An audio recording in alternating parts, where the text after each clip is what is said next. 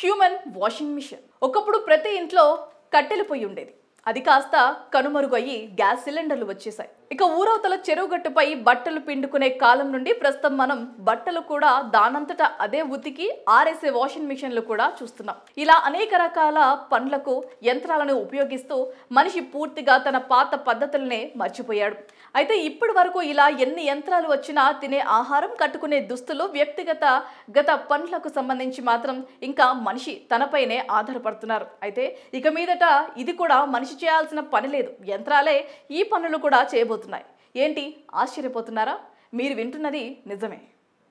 అతి తక్కువ కాలంలోనే అంటే సమీప భవిష్యత్తులో ఇప్పుడు మనం బట్టలు ఉతికి ఆరేసినట్టు మనుషులను కూడా ఉతికి ఆరేసే హ్యూమన్ వాషింగ్ మిషన్ రాబోతున్నాయట. రోజంతా రకరకాల పనులతో బాగా అలసిపోయిన వ్యక్తికి స్నానం చేసే ఓపిక లేకపోతే మెషిన్ టబ్లో 15 నిమిషాలు కూర్చుంటే చాలు, కొద్ది నిమిషాల తర్వాత తలతలలాడే శరీరంతో బయటకు రావచ్చట.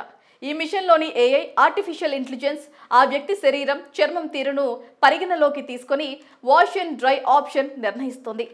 జపనీస్ షెవరైడ్ సంస్థ సైన్స్కో ప్రజలకు స్నానాన్ని అందించడానికి ఉద్దేశించిన ఏఐ, ఆర్టిఫిషియల్ ఇంటెలిజెన్స్ శక్తితో కూడిన washing machine of the future ని కనిపెట్టిన తర్వాత టెడ్ పాడ్లో పాడ్ని ఉంచింది.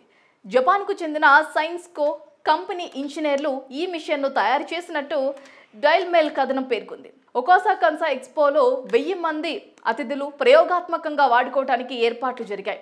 ఈ ప్రదర్శన తర్వాత మాస్ ప్రొడక్షన్ వర్షన్ను విడుదల చేస్తామని సైన్స్కో కంపెనీ చైర్మన్ తెలిపారు. మనుషుల భవిష్యత్తు అవసరాలను దృష్టిలో పెట్టుకుని జపాన్ ఇంజనీర్లు దీనిని తయారు చేశారు. ఈ ఫైటర్ జెట్ కాక్పిట్ ఆకారంలో ప్లాస్టిక్ ప్యాడ్లకి మనిషి ప్రవేశించాక అది సగానికి పైగా గోరువెచ్చని నీరు నిండుతుంది. ఆ తర్వాత అందులోని హై స్పీడ్ జెట్స్ నీటిని వేగంగా విరజిమ్ముతోంది. స్నానం చేసే వ్యక్తికి ఆహ్లాదపరిచేందుకు ఇందులో ఏర్పాట్లు ఉన్నాయంట. ఏఐ ద్వారా స్నానం చేస్తున్న వ్యక్తి శారీరక పరిస్థితిని మెషిన్ సేకరిస్తుందట. అందుకు తగిన విధంగా ఇది యాక్ట్ చేస్తుందట. అయితే ఈ సాంకేతికత అత్యాధునికమైనదిగా అనిపించవచ్చు, కానీ ఇది పురాతనమైనదే.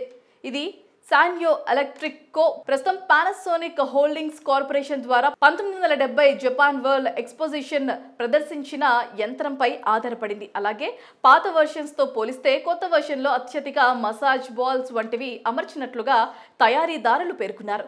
2025లో ప్రదర్శించాలని యోచిస్తున్నారట.